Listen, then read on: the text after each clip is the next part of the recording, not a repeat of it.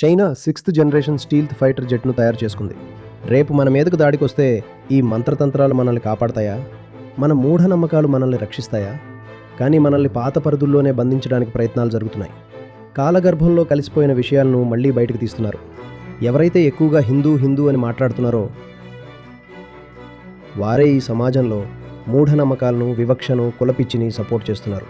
మహిళలను బందీలుగా ఉంచాలని మాట్లాడుతున్నారు. ఇలాగేనా భారత్ ముందుకు వెళ్ళేది? ఇలాగేనా సనాతన ధర్మం గొప్పదయ్యేది? రేపు మన మీద దాడి జరిగినప్పుడు మనం లోపల ఎంత డొల్లగా మారిపోతామంటే కనీసం ఎదురు దాడి చేసే స్థితిలో కూడా ఉండలేము. ఆ దాడి కేవలం సైనికపరమైనదే అవ్వాల్సిన పని లేదు, ఆర్థిక దాడి కూడా అవ్వచ్చు. నిజానికి ఈ రోజుల్లో ఆర్థిక దాడులే ఎక్కువగా జరుగుతున్నాయి. మన దేశంలోని టాలెంట్ అంతా భారత్ వదిలి పారిపోతుంది. ఎందుకంటే ఇక్కడ వాతావరణం ఊపిరాడకుండా చేస్తుంది. మనిషి కనీసం మనసు విప్పి మాట్లాడలేడు, బ్రతకలేడు. ఏదైనా చిన్న మాట అంటే చాలు మీరు అతన్ని ధర్మద్రోహి అనో, దేశద్రోహి అనో ముద్ర వేసేస్తున్నారు. ఇలాంటి భారత్కు శక్తి వస్తుందా ఏంటి? నేను ఈ దేశాన్ని ఎంతగానో ప్రేమించాను. అందుకే నా దేశాన్ని, నా ధర్మాన్ని ఇలాంటి అంధకారంలోకి తోసేస్తుంటే నా మనసు చాలా బాధపడుతుంది.